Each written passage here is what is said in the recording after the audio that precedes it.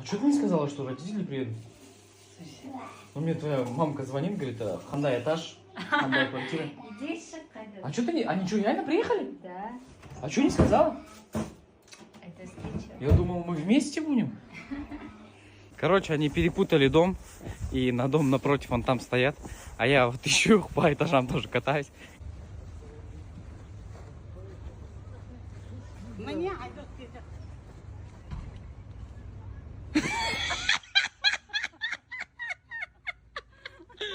О, мамка, как дела?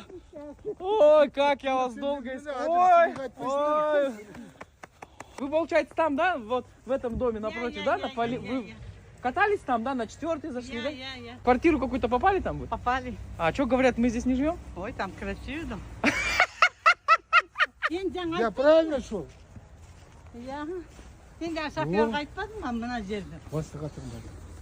А мне Жанку не говорила, что вы приедете, мамка? А че? А, не знаю, я вообще что-то вот такое. Так обрадовался, знаете. А что, как вы запутались вообще?